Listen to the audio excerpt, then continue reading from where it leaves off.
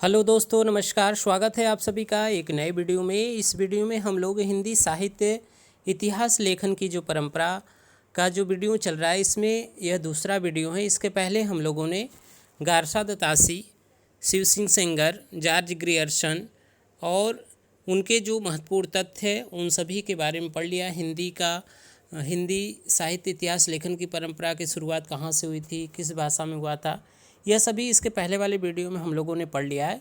इसके आगे जो कवि बच रहे हैं, जो आलोचक बच रहे हैं, जो उन्होंने हिंदी साहित्य इतिहास लिखा है, उसके बारे में चर्चा करेंगे। तो इस वीडियो में सभी लोगों को कवर किया गया है। तो चलिए शुरू करते हैं। शुरू करने से पहले एक गुजारिश, अगर चैनल में नए हैं तो लाइक, सब्सक्राइब, शेयर जरूर करिए। इसमें बात करते हैं मिश्र बंधु, जो अगले इतिहासकार हैं। मिश्र बंधु में जो 3 बंधु थे उनका नाम भी पूछा जाता है, तो उसे आप याद रखिएगा। गणेश बिहारी मिश्र, सुखदेव बिहारी मिश्र और श्याम बिहारी मिश्र, यह मिश्र बंधु थे जिन्होंने मिश्र बंधु विनोद नामक इतिहास ग्रंथ लिखा है। ध्यान दीजिएगा, मिश्र बंधु विनोद नामक इतिहास ग्रंथ इनके द्वारा लिखा गया है और यह 4 भागों में प्रकाशित हुआ है। इसे ध्यान रखिएगा, 4 भागों में प्रकाशित हुआ है।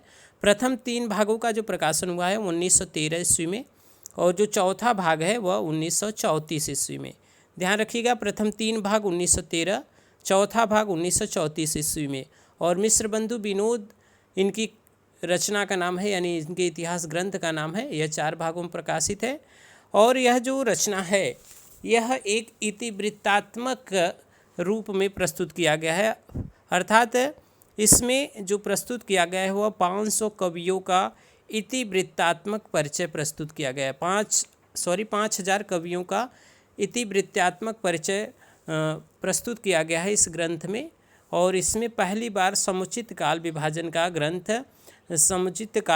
का प्रयास किया गया है। ठीक है, तो यह जो मिश्र बंधु विनोद है वह एक विशालकाय ग्रंथ है जिसमें लगभग 5000 कवियों का विवरण दिया गया है। तो इसे ध्यान रखिएगा, यह 8 खंडों में विभक्त है। ध्यान रखिएगा, 8 खंडों में विभक्त है। और इस इतिहास ग्रंथ से अनेक जो आगे इतिहासकार हुए हैं वे सहायता लिए हैं और इस बात को स्वयं रामचंद्र शुक्ल ने भी स्वीकार किया है। उनकी यह पंक्ति यहाँ पे दी गई है। उन्होंने कहा कि रीतिकाल के कवियों के परिचय लिखने में मैंने प्रायः उक्त ग्रंथ यानी मिश्र बंधु विनोद से ही विवरण लिए हैं। तो इस पंक्ति को याद रखिएगा, इससे प्रश्न बने हैं कि रीतिकाल के कवियों का परिचय लिखने के लिए रामचंद्र शुक्ल ने किस ग्रंथ का सहारा लिया, तो वह मिश्र बंधु विनोद है। ठीक है, तो इसे ध्यान रखिएगा। यह कुछ महत्वपूर्ण तथ्य थे जो मिश्र बंधु विनोद के बारे में थे। आगे जो चर्चा करेंगे वह दूसरा, एक बात और यहाँ पे ध्यान रखिएगा, यहाँ पे रामचंद्र शुक्ल ने तो उनकी आलोचना भी किया है। उन्होंने कहा कि संपूर्ण इतिहास को मिश्र बंधुओं ने 8 खंडों में भी बांटा है, जिसकी आलोचना करते हुए शुक्ल ने कहा है कि सारे रचना काल को केवल आदि, मध्य, पूर्व, उत्तर इत्यादि खंडों में आँख मूंद कर बांट देना, यह भी न देखना कि किस खंड के भीतर क्या आता है और क्या नहीं, किसी वृत्त संग्रह को इतिहास नहीं बना सकता। तो यह इनके ग्रंथ के बारे में कहा गया है, यानी मिश्र बंधु विनोद के बारे में रामचंद्र शुक्ल ने एक कथन कहा है। ठीक है, इसके पहले उन्होंने कहा था कि मैंने रीतिकाल में जो संग्रह था, जो सहायता ली थी मैंने उस ग्रंथ में कवियों का परिचय लिखने में, लेकिन बाद में वह आलोचना करते हैं कि जो मिश्र बंधु 8 खंडों में इसको विभाजित किए हैं, उसमें जो नाम दिए हैं उस नाम को आदि, पूर्व, मध्य, यह जो नाम दिया गया है उसका उन्होंने विरोध किया है। और वह कहा है कि सारे रचना काल को केवल आदि, मध्य, पूर्व, उत्तर इत्यादि खंडों में आँख मूंद कर बांट देना, यह भी न देखना कि किस खंड के भीतर क्या आता है क्या नहीं, किसी वृत्त संग्रह को इतिहास नहीं बना सकता। तो इसको भी आप याद रखिएगा, यह रामचंद्र शुक्ल का कथन है। ठीक है, अब आगे बढ़ते हैं, देखते हैं जो श्रेष्ठ रचना है हिंदी इतिहास ग्रंथ जो माना जाता है वह आचार्य रामचंद्र शुक्ल का जो है हिंदी साहित्य का इतिहास, जो 1929 ईस्वी में प्रकाशित हुआ है। ठीक है, ध्यान रखिएगा 1940 में इसका दूसरा संस्करण प्रकाशित हुआ है। और यह जो इतिहास ग्रंथ लिखा गया रामचंद्र शुक्ल द्वारा, यह पहले नागरिक प्रचारणी सभा द्वारा हिंदी शब्द सागर की भूमिका के रूप में हिंदी साहित्य के विकास के नाम से 1929 में प्रकाशित हुआ था। इस तथ्य को याद रखिएगा, इससे प्रश्न बराबर बन रहे हैं यह पहली नागरिक पिछाड़ी सभा द्वारा हिंदी शब्द सागर की भूमिका के रूप में हिंदी साहित्य के विकास के नाम से 1929 में प्रकाशित हुआ था। ठीक है, इसे याद रखिएगा। अब बात करेंगे कुछ और जो ग्रंथ है, इतिहास ग्रंथ, और उसके जो लेखक हैं। आगे जो अगला रामकुमार वर्मा है जो इतिहासकार हैं, उन्होंने हिंदी साहित्य का आलोचनात्मक इतिहास लिखा है जो 1938 ईस्वी में प्रकाशित हुआ है। हिंदी साहित्य का आलोचनात्मक इतिहास जो 1938 में प्रकाशित हुआ है। इन्होंने स्वयंभू को हिंदी का पहला कवि स्वीकार किया है। ध्यान रखिएगा, स्वयंभू को इन्होंने पहला कवि स्वीकार किया है। और रामकुमार वर्मा जो इतिहास ग्रंथ है जिसमें उन्होंने 693 ईस्वी से 1693 ईस्वी तक के कालखंड को विवेचित किया है। और वर्मा जी का जो इतिहास है वह लगभग शुक्ल जी के इतिहास के रूप में ही है, थोड़ा बहुत कहीं अंतर दिखाई देता है, तो इसे ध्यान रखिएगा। रामकुमार वर्मा स्वयंभू को पहला कवि स्वीकार करते हैं हिंदी का। ठीक है, अब आगे बढ़ते हैं, देखते हैं हजारी प्रसाद द्विवेदी जो इतिहासकार हैं। यह ऐसे इतिहासकार है जिन्होंने रामचंद्र शुक्ल के बहुत से मतों का खंडन किया है और उनकी 3 जो इतिहास ग्रंथ है वह 3 ग्रंथ हैं। हिंदी साहित्य की भूमिका, हिंदी साहित्य उद्भव एवं विकास, हिंदी साहित्य का आदिकाल। इसे याद रखिएगा, हिंदी साहित्य की भूमिका, हिंदी साहित्य का उद्भव एवं विकास, हिंदी साहित्य का आदिकाल। यह जो 3 रचना है वह हजारी प्रसाद द्विवेदी का है। इन्होंने इस मत का खंडन किया है जब रामचंद्र शुक्ल ने माना है कि जो भक्ति काल है वह इस्लाम की प्रतिक्रिया के फलस्वरूप हुआ था, प्रकट हुआ था भारत में, लेकिन इन्होंने वह माना है कि यह परंपरावादी आलोचक माने जाते हैं। उन्होंने कहा है कि मैं इस्लाम के महत्व को नहीं भूल रहा हूँ, लेकिन जोर देकर कहना चाहता हूँ कि अगर इस्लाम न आया होता तो भी साहित्य का 12 यानी 75% वैसा ही होता जैसा आज है। यह हजारी प्रसाद द्विवेदी का कथन है, तो इसे ध्यान रखिएगा। इनकी 3 पुस्तकों को आपको याद रखना है।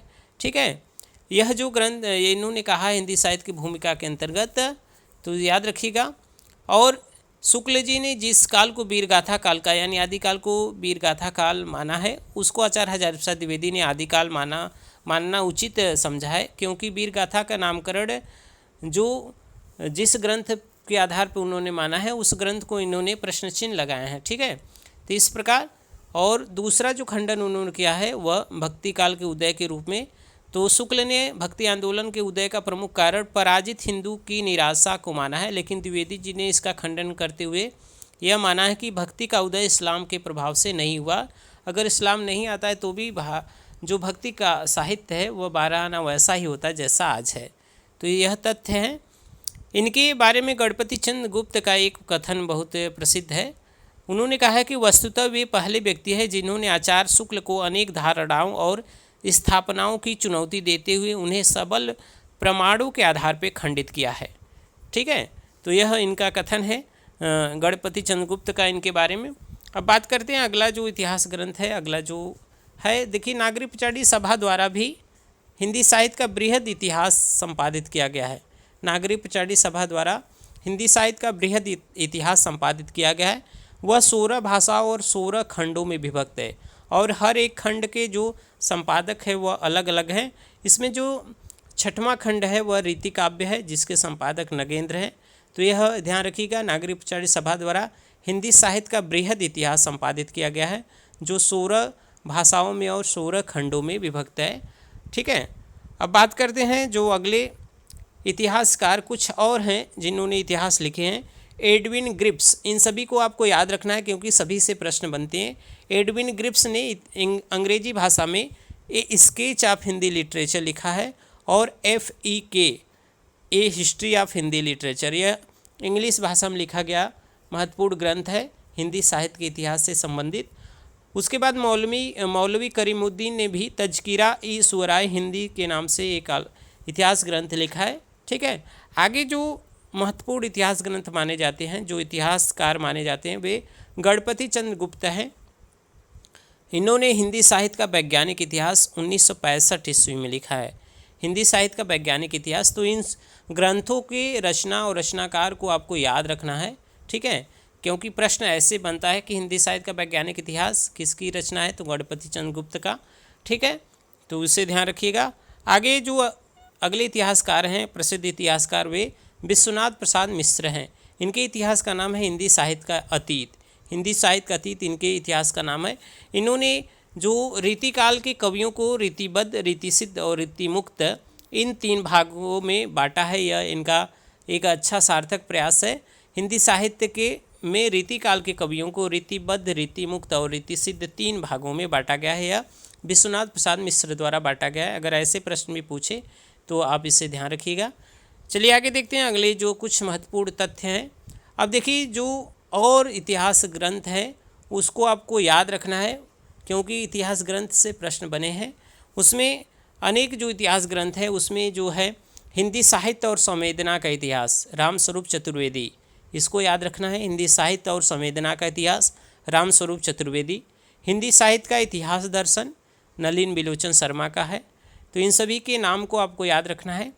हिंदी भाषा का विकास, श्याम सुंदर दास। हिंदी भाषा और साहित्य, श्याम सुंदर दास। हिंदी कोविद रत्नमाला, इसे याद रखिएगा, हिंदी कोविद रत्नमाला किसके हैं? श्याम सुंदर दास के। यानी श्याम सुंदर दास के 3 पुस्तक हैं, हिंदी भाषा का विकास, हिंदी भाषा और साहित्य, हिंदी कोविद रत्नमाला। तो यह इनके 3 इतिहास ग्रंथ हैं। आगे देखते हैं कुछ और इतिहास ग्रंथ है जो परीक्षा में पूछे जाते हैं, तो इन सभी को आपको याद रखना है। हिंदी साहित्य 20वीं शताब्दी, नंद दुलारे वाजपेयी, यह इनकी रचना है। कविता कौमुदी, रामनरेश त्रिपाठी का है। ब्रज माधुरी सार, यह वियोगी हरि का है। तो इन सभी को आप याद रखिएगा। हिंदी साहित्य 20वीं शताब्दी, नंद दुलारे वाजपेयी, कविता कौमुदी, रामनरेश त्रिपाठी, ब्रज माधुरी सार, वियोगी हरि। ठीक है। अब देखिए, जो यहाँ पे कुछ और दिए गए हैं उसको भी आपको ध्यान रखना है। इसमें जो महत्वपूर्ण है, आज कल जिस इतिहास ग्रंथ से प्रश्न बन रहे हैं वह इतिहास है हिंदी साहित्य का दूसरा इतिहास, डॉक्टर बच्चन सिंह का। इसे याद रखिएगा और हो सके तो इस इतिहास ग्रंथ को आपको पढ़ना भी है, क्योंकि यहाँ से जो कोटेशन है कवियों और लेखकों के बारे में वह लगातार पूछे जा रहे हैं परीक्षा में। तो हिंदी साहित्य का दूसरा इतिहास बच्चन सिंह का है, इसे आप याद रखिएगा। हिंदी साहित्य का आधा इतिहास की बात करें तो यह लिखा गया है सुमन राजे के द्वारा। भाषा काव्य संग्रह लिखा गया महेश दत्त शुक्ल के द्वारा। हिंदी काव्य शास्त्र का इतिहास डॉक्टर भागीरथ मिश्र के द्वारा लिखा गया है। तो यह कुछ महत्वपूर्ण आलोचनात्मक ग्रंथ थे, यानी इतिहास ग्रंथ थे जो लिखे गए हैं और जिससे प्रश्न बनते हैं लगातार। एक दो अगर बात करें तो कुछ और इतिहास ग्रंथ है, उसे आप थोड़ा सा ध्यान रखिएगा। 2 चीज़ और है। हिंदी वीर काव्य अगर पूछे तो टीकम सिंह तोमर, हिंदी वीर काव्य, इसे याद रखिएगा। अगर हिंदी वीर काव्य पूछे, वीर काव्य, यह भी पूछा गया है प्रश्न। हिंदी वीर काव्य अगर पूछे तो यह हो जाएगा टीकम सिंह तोमर, टीकम सिंह तोमर का है, टीकम सिंह तोमर का है। तो इसे आप ध्यान रखिएगा, एक ग्रंथ यह है। ठीक है। ऐसे ही कुछ ग्रंथ हैं जो आप याद रखिएगा इन सभी को। बाकी जितने भी महत्वपूर्ण तथ्य थे, जितने भी हिंदी साहित्य इतिहास लेखन परंपरा का जो भी तथ्य था, महत्वपूर्ण तथ्य, परीक्षा उपयोगी तथ्य, वह यह 2 वीडियो में उसको मैंने कवर कर लिया है। अब आपको इसके अदर कुछ नहीं जाने की ज़रूरत है। आप इसे ध्यान से पढ़िएगा। यह जूनियर जो हिंदी की परीक्षा है, भाषा हिंदी जूनियर सुपर टेट का, उसका 0 लेवल से हम लोग पढ़ाई कर रहे हैं। तो एक एक वीडियो में धीरे धीरे हम कवर कर लेंगे परीक्षा तक। तो आप बने रहिए हमारे साथ। अगर चैनल में नए हैं तो लाइक, सब्सक्राइब, शेयर ज़रूर करिएगा। आप सभी का बहुत बहुत धन्यवाद।